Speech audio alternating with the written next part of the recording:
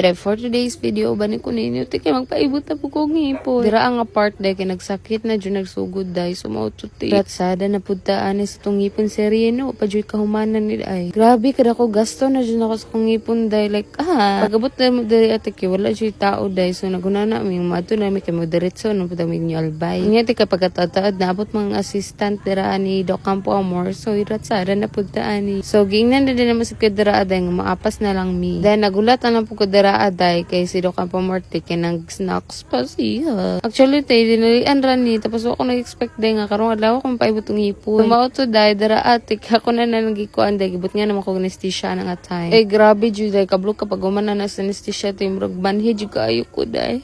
Kay da bisag pisil-pisil ni mo imuhang kuan day no di jud ni mo ma-feel imuhang ba ti. Yes day gitad-odan pa na day no para ma-feel jud nato day para madulot yung anesthesia ti. Kaysa tinuodan na day ka na.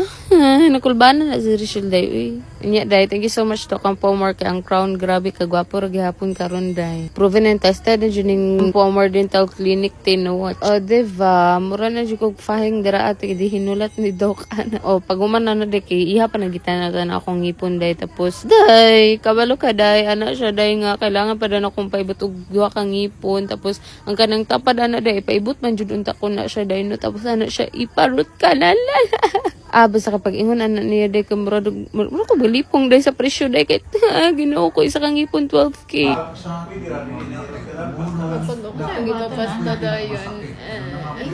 Kaya ang ingon lagi na yung Doc Campo Amor day pwede pa dito mapastahan kitong lasa ko anhi diri. Mausad jud na ako day no kay kampanti kay ko sa tanan nito busang kong kinabuhi day. Ay thank you pa day kay Doc kay gitagan mo si mama og flowery cheese kay day plantite makana si mama day noch day happy kay siya. Back to topic na to day grabe jud ako ang pagmahay day nga ako nagpapasta dayon ti masalba pa unta to siya. So karon day magkagasto na pud tag 12K ani magtigom na sad ta Ginoo ko. Itagana day ko reseta ana ti tapos ang papaibot nilang ipon dari 1 to ang minimum. Ya ang bag-ang ana ti I think 1.5 so 1 to rato di ba? Grabe jud discounted na jud ta. Discounted So the flex ko si mama day happy kay siya gitagaan siya ana day kay hilig siya bulak day. So maututoy kay paulit na may ani nga time day. See you na lang sa next vlog nato aning ipon sa riyete kay murag magtigom pa jud kay mahal kay 12K day. Makahilak pud sa tapos sa presyo day. Ay lahi ra jud ning papagwapa kanang pabaya kay taoy siya.